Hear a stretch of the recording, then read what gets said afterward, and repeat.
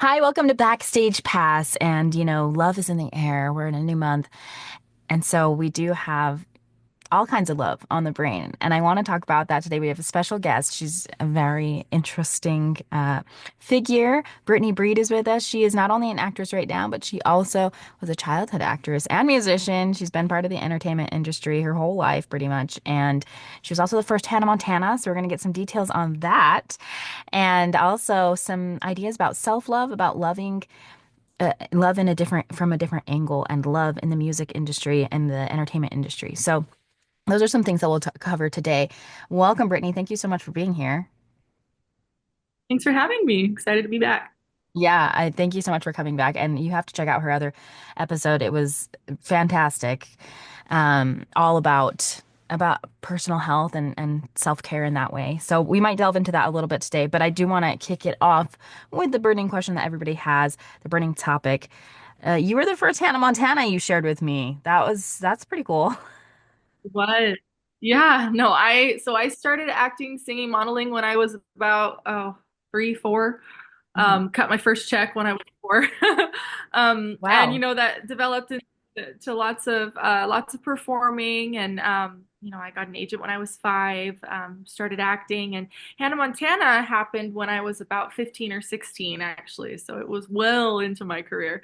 Oh, wow. But I had been auditioning in the Disney scene for a while, and you know how it goes. There's hundreds of auditions before you ever book anything, right?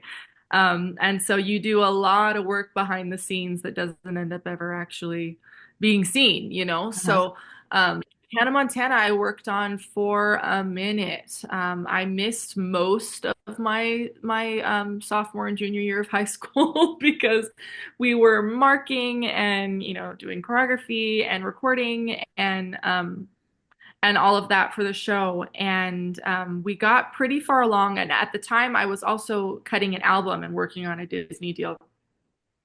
Um, and there was a lot of behind the scenes stuff going on in my family that made it harder and harder to be in LA working. I'm from Las Vegas, so my home was in Las Vegas, but I spent a lot of time in LA. And anyways, I remember getting to a point where I was super tall at the time, and I was starting to look much older than my age. And I mean, I was like 12 and people would be like, "Oh, let's buy you a drink." And I'm like, "I'm 12." Like you just Yeah. can't tell. I didn't age past 12 basically. Um and we got to a point where the executives were just like, "She looks older than this role." Mm. She's like, we don't have enough time with her. She's going to be an adult in a second. Like, she's going to look like an adult, like, very soon. And they wanted to have this longevity with the show where they could really grow and create this, like, this Disney star that would last. And Miley was 4 years younger than me. So, you win some and you lose some, but I might have won some in that situation. Yeah. Well, that's so crazy. So you have to do all these auditionings and then you finally land the pilot, and that's so exciting. And did you just do one episode? Did you just prep for the episode, or how did that work? We started filming, and it was one of those things where it was like, it was testing filming, right? So we're feeling it out, we're marking it out, we're choreographing, and we're trying to figure out, we're doing the behind the scenes recording with all the music and stuff, and we're trying to figure out kind of how everything worked. But it wasn't like, okay, this is what this is what we're Yeah. going to be submitting. So we didn't actually finish a pilot, but we had started the pilot, yeah. Hmm. That's so disappointing. How did you feel when how did they tell you? Did you know? I mean, I know a lot Oh of my gosh, people I was kind of go in knowing heartbroken. like, oh, I might not be the last one. I don't know if you knew that as a kid. Like, I might not be the official person. Right, right. Nothing is said and done. Like it not being over till the fat lady sings. I hate that saying, but it's true. Like it's nothing is cut in stone in Hollywood. And so I was devastated. Like I was a 16-year-old girl with a budding eating disorder, and and it was hard. It was really hard to just be like, this feels like sheer rejection, when really it was just business. It's just business. It's just how the industry works. But it's really hard growing up in that environment where the pressure is put on you to perform, and to look the part and to be good enough, and that was a lot for a teenager to feel rejected when at this point in time in my life, this, I mean, it, at this age, I'm 36 years old. It feels like such a win. Like I was able to do so much at so young, and that's wonderful. That's not a loss. That's a win, but it's all perspective. And when you're that little, it's hard to see Yeah. it. Did you find yourself, I feel like it would be hard not to, like comparing yourself to Miley Cyrus, who ended up landing it. And, obviously she was successful in different ways. Monetarily, you feel like, oh, wow, she was so Right. successful at that. Did you find yourself comparing yourself as a teenager to her? Oh, well, not necessarily to her. She felt so much younger than me. She felt like a baby, you know? So I didn't really necessarily feel like comparing myself to her, but I did I struggled with comparison, well into my adult years. Feeling, just like you're not good enough or you never are going to be. And the thing is, like, I remember being going up for parts that I was too pretty for. And then the next part I wasn't pretty enough for, or I was too tall for this one, or I was too short for that one, or I was too thin for this one, or I wasn't thin enough for this one. I mean, that's Hollywood. Like Yeah. that's just the industry, and it takes a long time to realize that people's opinions don't matter Hmm. and that sometimes you're not someone's cup of tea. But you internalize it really badly when you're a kid, and it's kind of a dangerous environment for kids to be in. And I think it's gotten better. I think we've gotten really proficient in being able to talk about body positivity and self-worth. I think we're getting better at that. We're not kind of missing the boat per se as we did, 20 years ago. Yeah. And so, we're getting better, but at the time it was quite damaging. Yeah. Well, we have several questions from listeners that I want to get to, and they do focus around this aspect of being in the industry as a child, also your experience on Disney, Hannah Montana, all of those things. So I want to come back in just a couple minutes and talk about these questions that we have from listeners when we come back here on Backstage Pass with Phoenix. As promised, we are here with Brittany Breed. Was the first original Hannah Montana before Miley Cyrus. She's telling us about her experience on Disney and growing up in the industry. And we have some listener questions, so as promised, we will get to those and talk about them. So, Brittany, people want to know what your favorite and least favorite part about working on that show was. Like you said, it wasn't ever like, you didn't ever launch it, but you got a little flavor of it. What was your least Right. favorite and least favorite? It was fun. I mean, and it's like a double-edged sword growing up in the industry. You don't do it, just for you do it because you love it. It's your passion. I loved performing. I loved singing. I loved acting. It was such a comedic show, which I love comedy. And so I ate it up. The long hours, we were really bad at child like work, like labor hours back in the day. We did not pay attention to breaks. We didn't do those sort of things. Oh, We just wow. powered right on through. It didn't matter if it was 14, 16 hours in. But I was always an old soul and I ate it up. I loved it. I could work all day and it was fine. It was what I wanted to do. And so I enjoyed it a lot. And I really didn't feel like the nerves the whole time where a lot of kids that grow up in the industry are like, am I performing? Am I doing well? I knew I was doing great. I felt I had that confidence in my abilities. But I think the part that gets internalized is for some reason, trauma in your personal life or loss in your professional life, even as a child. It's hard to not internalize it and somehow transfer that to body image issues. I feel like that happens time and time again. Whereas it wasn't really something where I was crying on my pillow, going, I'm not a good enough singer, and my comedy chops aren't good enough. Like it really wasn't that. For some reason, the way I internalized it was I wasn't pretty enough. Mhm. Um, and and like I said, I had some personal like familial trauma as well that definitely contributed to that. And I would say, as if you have a child in the industry or if you are a adolescent young person wanting to be in the industry, it is so important to take care of your mental health. Because we all have trauma. Something, life doesn't always go to plan, and life is hard. And letdowns like that in your personal life or in your professional life can translate to those kind of issues if you're not really on top of it. Yeah.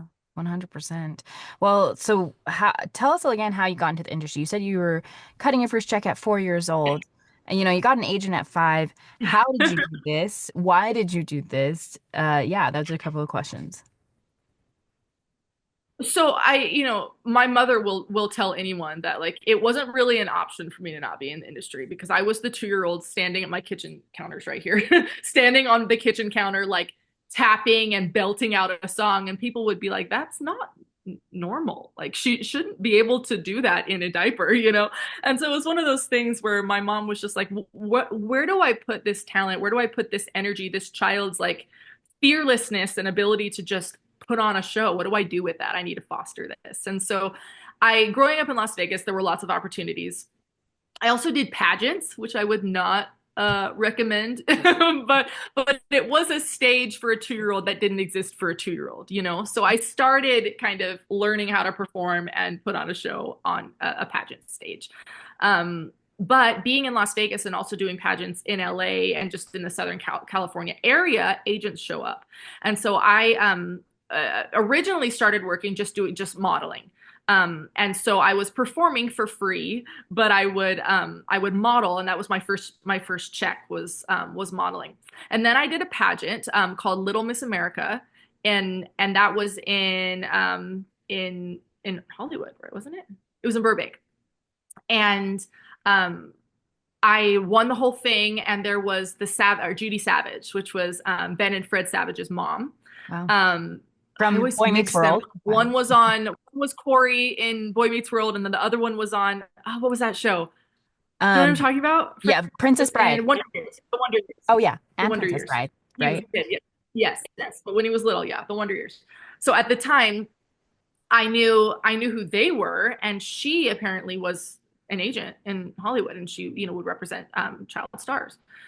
And so I signed with Judy, and she kept was signed with Judy till I was 18. She kept me on for like 13, 14 years.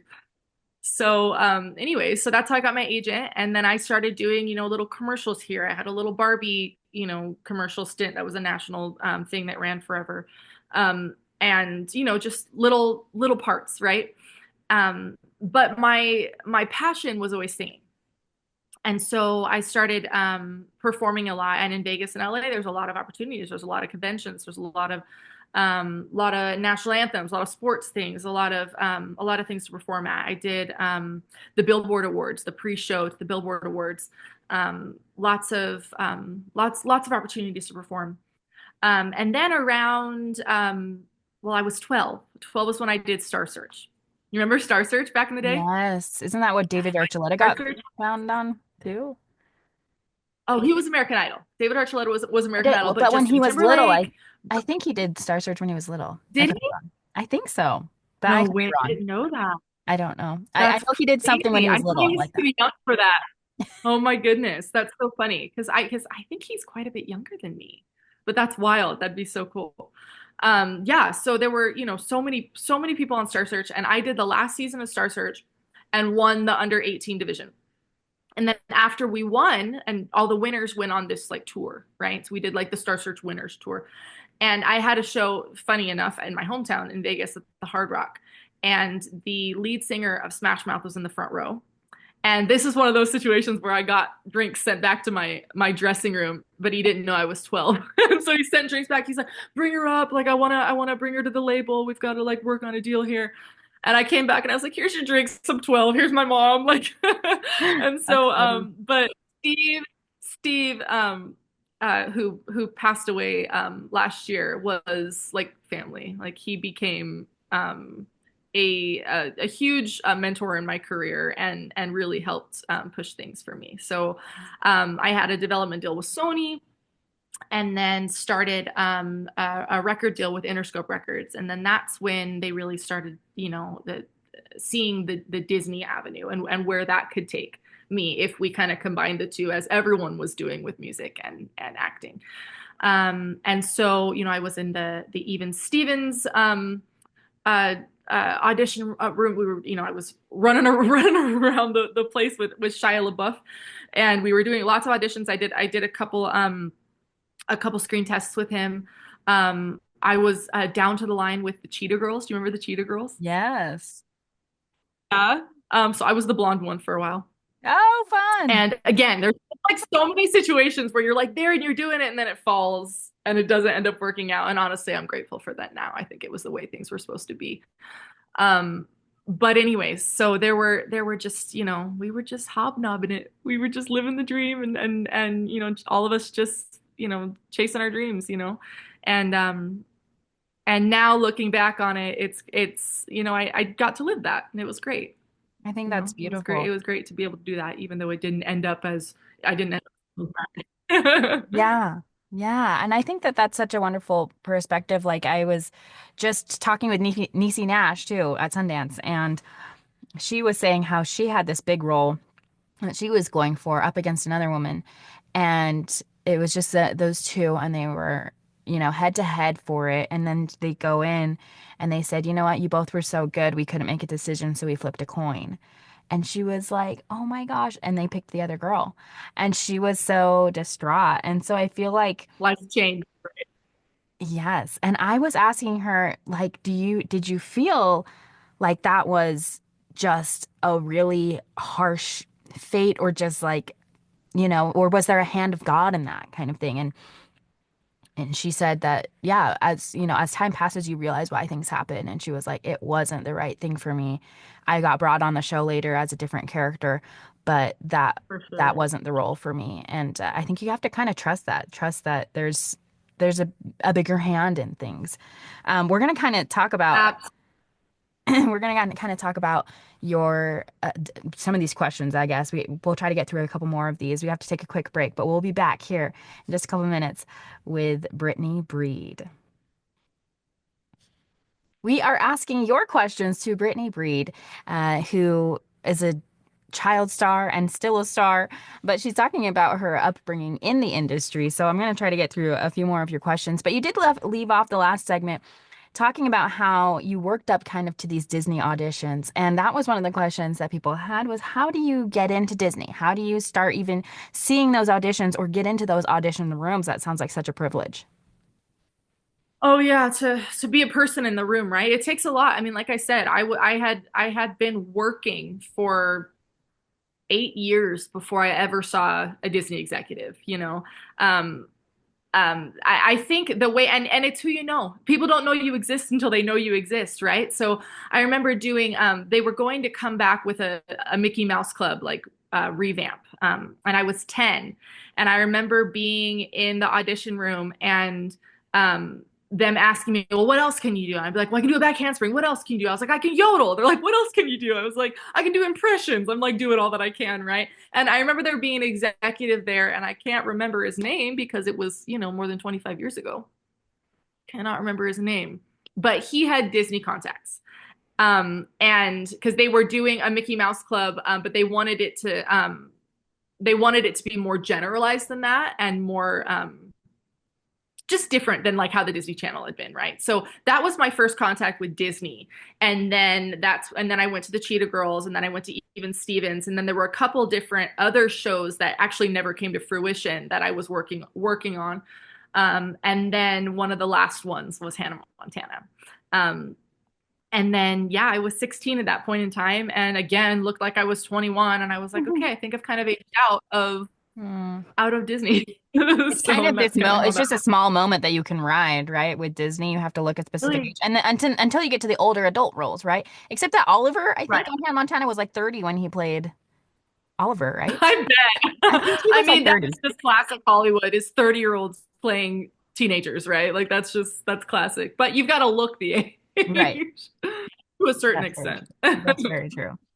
So, Mhm. yeah. So, what other advice do you have for kids and parents as they are navigating or if they want to get into the industry? I feel like it often captivates kids and it draws people in. And obviously, you've told us about some of the dangers, I guess, or obstacles that you can face in the industry. But yeah, what other advice do you have for parents or kids for growing up in the industry? Yeah, acting now, working now, I often, now I'm playing the mom roles, right? So I often work with lots of kids who are very successful in the industry and are working a ton. And I think the best advice I can give them and their parents is to make sure your child has an identity outside of the industry.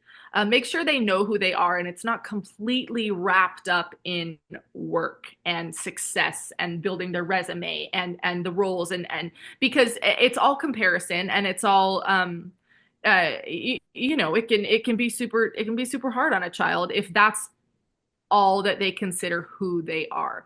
And so I would, the advice I would give is to make sure your kid really knows who they are, that they're working on growing their self-worth. Be proactive, get them in therapy, make sure they're talking about these things, make sure they have a support group, make sure that also them being in the industry doesn't keep them from having a regular life, that they get to just go play outside, that they get to go to prom, that they get to have friends, that they get to, have a support group in the industry and outside of the industry. But really just creating that, obviously it's very abnormal for a child to be working, but to create a sense of normalcy, I think can go a long way for kids in the industry. I guess that goes along with this question. Do you feel like it's dangerous or detrimental for kids to be in the industry or enter the industry too young? Right. I don't know that too young is the problem. I think that really at any age it can be damaging, but it's how you approach it really, and it's the kind of parent that you are too. Don't put pressure on them. Let it just be fun. Let it be an extracurricular activity. Let it be fun that maybe they get to skip school that day because call time is at 7 a.m. Let it be a fun thing. Like try to remove the pressure of performing and let it be a fun thing you do with your children. Like I said, I also think that we as a society have gotten better at protecting our children, and having the right narrative and saying the right things. But that being said, we're still not doing amazing. Mhm. But I think it starts in your family. You as a parent with your child, the relationship you have with them, and making sure that they feel loved no matter what, even if they don't get that part. There's still, excitement. There's still self love, and there's still acceptance within the family. Right. And I thought about this myself a lot too. Like, I do think that there could be some, I guess, dangers or whatever of the industry. Like, there's always something to think about, but there's always pros and cons to everything. There's definitely things that your kids could learn. I liked how you said, have fun. Like, make sure that you're having fun. Most people enter the entertainment industry because they want to have fun. They think it's fun. And so if you're stop having fun, then it's like, okay, well, are you still having a purpose? Are you But doing? yeah, along with that, you also mentioned like it's a business. So understanding both sides of that, like you should be having fun, but also you have to understand that it is a business.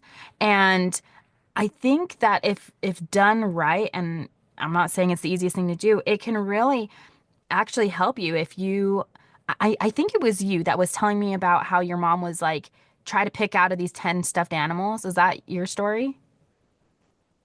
No, that wasn't mine, but I Okay. I was the one that got the baby dolls for my shows. Do you remember Oh, that? okay. Okay. Like somebody said that they had like laid out their stuffed animals or their maybe it was baby dolls or something, and their mom was like, "Hey, pick your favorite one." And you're like, and they were like, I can't. And so they're like, that was like the casting. Like they were trying to explain to them, like, this is the casting. Like all of them are so great, but they have to just choose one.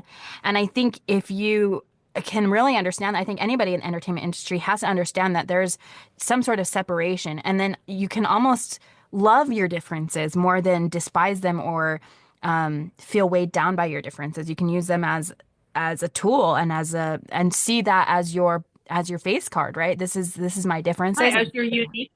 Yeah. Right.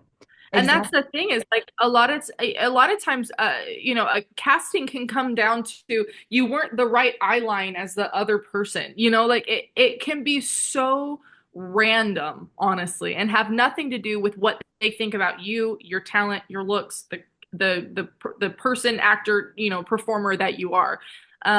it and yes, I think having those conversations with your children consistently so that they understand that it's not you, baby. It's not you. It's not that you weren't good enough. It's just that you weren't right for this one, but you're going to be right for the next one. And if you're not right for that not right for that one either, did we have fun? Then good, we won today. That's really all that matters. And I think just removing that pressure is um is everything for getting out of the industry what you want to be getting out of the industry now. I mean, you and I both know this nowadays, like performing or acting as adults. If if you're not enjoying it, you're not going to do as well. Hmm. You got to find your love for the art in it, and if you're not getting that out of it, then we'll pick a different extracurricular for your child. Yeah, I think that's a really good point. And I think that leads into I think this is an interesting question. Do you think you Yeah. can be successful without being famous in the industry? Oh, yeah, absolutely. I mean, there are that t tens of thousands of actors that I mean, I tell people that I act or that I'm consistently working and like we've never seen you in anything. Well, yeah, that's because there's a bajillion projects out there, and are you watching all of them? Oh no. So I honestly, as a 36-year-old mother of two at this point in time, I am very grateful to still be working without being famous, without that element that changes your life in so many ways. So I get to enjoy the art without having the negative aspects of, not being able to go to the grocery store. When Hannah Montana, fell apart for me, I was in the middle of and about to continue on a very long mental health journey. And as a mother, I am very grateful that that child didn't have to do it in the limelight. Hmm. I still got to do what I loved and perform, but I avoided the negative aspects of fame. Hmm. Um, and ended up being able to go get a lengthy education and start a family, and that's everything. Hmm. That's everything I needed to find happiness was my two littles. And so I'm very, very grateful that they get to have a normal childhood and that mommy still gets to work. So Yeah. And this is something that I always talk about with my students every time they walk in. The first thing this is one of the questions I ask them is like, do you want to be famous? Is that your goal? Because that's not the only goal of being an actress or being in the entertainment industry. I think people get either so afraid or too absorbed by this idea of fame in the industry. And it's like any industry, if you look at it, if you're only comparing yourself to the famous people, like every industry has some sort of famous person, right? That's not the only successful person in the whole industry. And so I think that needs to not be our standard or our goal constantly like, oh, if I'm in the industry, I have to be famous, right? There's so much success to be had and fame, like you said, it has positives, but it has a lot of negatives too. And if you want that, that's a completely different goal. That's a very specific goal if you are aiming to be famous. So I think that these are fame and entertainment industry do not have to be the same thing. And I think people need to understand that. So I loved your perspective on that. Thank you. Um, okay, we have just a little bit of time left. We're going to wrap up with some questions and really this idea of self-love. I know we promised that, and we have love in the air right now. So we are going to get to this idea of self-love a little bit more, dig deeper into that when we come back here on Backstage Pass with Phoenix. Okay, we have a few minutes left with Brittany Breed, and February is here. Love is in the air. We're talking about self-love. That's one of the reasons I thought about her was I feel like she has so much self-love and she teaches self-love based on her experiences in the entertainment industry. And so you have shared with us throughout this episode some ideas about acceptance and self-love, but we did want to kind of delve deeper into that, your journey. I wanted to hear a little bit more about your journey. You did an episode on this, and we'll point listeners to that but yeah, if you could share some of that story of how you had some pitfalls with self-love and how you kind of have gained that back, I guess. Right. I was the most confident little child. Like, I could just walk into a room of executives and just talk to them like I was a peer and I was, in an 8-year-old's body. Like a lot of kids are born shy, but I was not. I was born with all this confidence. And I went through some familial trauma. My dad actually left when I was 14. I've seen him once in 22 years. And I kind of alluded to that, personal trauma that made the industry a lot harder on me and made the pitfalls in the industry be more so translated into self-image, self-worth issues. And so when I was a young teenager, I developed an eating disorder. I developed depression. And as that, worsened, I also picked up a self-injury disorder as well. And yes, that went well into my adult years. I am 36 now, and I've been free of those symptoms since I was 24. So it's been about 12 years, and oh, is life different now?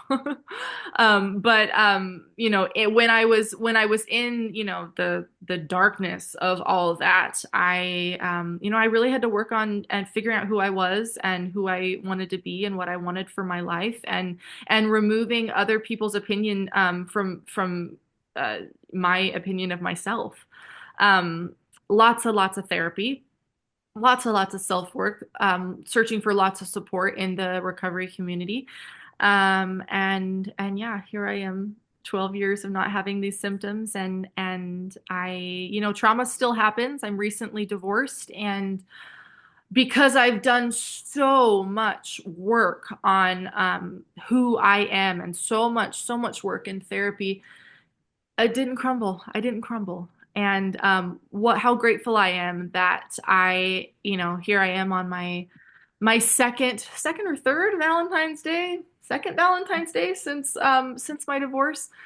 And I'm okay. I'm happy. I'm doing great. I love myself. I feel confident and I feel strong. And oh my goodness, can I just say how important it is to feel strong and to work on just growing all of your personal internal muscles, and it also helps to work on your external muscles because of Yeah. endorphins.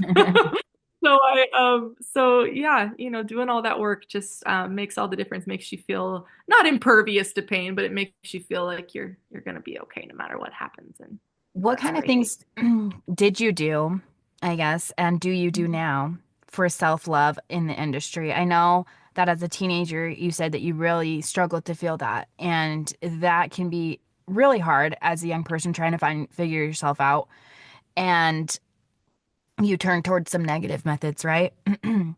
So, what were some things that you did for self-care then, if or maybe didn't do for self-love, and what do you do now? Yeah, no, I think it's really important to replace bad habits with good habits. It's really hard when you're deep in those bad habits to be like, okay, well, what do I do now to cope? Well, you got to figure out what that is, and you've got to do it consistently so it feels like second nature. Some of the things that I do, exercise, um, um, taking a purposeful time away from my to-do list, which I have right in front of me, not preaching my I'm not walking my, doing what I preach here. Um, but being able to step away from everything you need to do and have purposeful time of just enjoying yourself, playing, getting on the floor and playing with my kids, not, spending hours editing an audition, just send it after a while. It's gonna be okay, just not sweating everything. And again, finding that love for the art in the industry and not the industry itself makes makes a difference, because then you're not just nitpicking everything that you've done and everything that you're doing, and finding ways to just really take care of yourself. Go take a bath.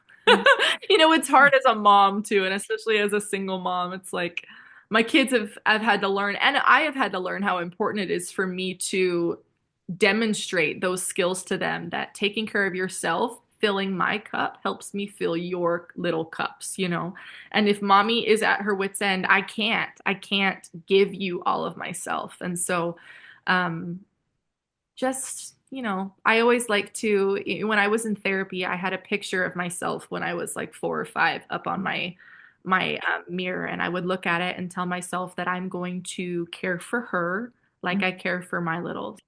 Mhm. And having that visual of, I wouldn't want to harm that child. Why would I harm this grown-up child? Right. Why would I not take care of her just as much as I was take care of that little 5-year-old, you know? And so it's just important to find all the reasons to do so, and to get to a point where you are the reason and you are worth being cared for. That is a goal, you know, a place to get that I am so grateful to be at now. Yeah, and I think that that's a good mantra. I was going to ask what kind of mantras that you say to yourself when because you have to kind of face that every day in the industry. You do have to kind of have a really a good grasp on self-love and get to a point where you can just submit your auditions where you're not thinking about it all the time, where you're not comparing yourself. So when somebody else gets the part that you want, or you don't land the part, or you're not getting the auditions that you want, what are some of the other mantras that you say to yourself so that you can get through those moments without crumbling? Yeah, I think it's about knowing that, you know, what will be, really. It's having a a belief system of, you know, for me it's faith, and knowing that, you know, there's a time and a place for everything. My life is not a snapshot of what happened today. You know, Yeah, my kids recently got over RSV and I got no auditions in for like 2 weeks. I yeah, barely exercised, I barely showered. It was a nightmare, you know, yeah. but that's not my life. You know, that was just what it looked like those 2 weeks, you know, and if I wasn't in a healthy place, it would be really easy to get to, you know, get to feeling like, well, I'm garbage. Life is garbage and I'm garbage. Hmm. When really that's not how it is at all. So it's just it's important to have perspective and to see your life for all that it is, and to know that there's a time and place for everything, and that what is meant for you will come to you. So Beautiful message. And thank you so much, Brittany, for being with us and sharing about navigating through Hollywood and the industry as a child and about self-love. If people want to find out more about you and follow you, where can they go? yeah, go find me on Instagram. It's Brittany B Breed. So you can find me. There's three B's. B Breed. Yep. Okay, Mm-hmm. Brittany B. Breed. And then also, if you want to hear, she did talk about her eating disorder and overcoming her negative relationship with food in a previous episode. If you want to check out season 3, episode 38 of the show, you can find this, that past one, and all the past episodes and share them with your friends. Follow us, get updated on Backstage Pass with Phoenix. Thanks so much for listening to this, and we'll catch you next time.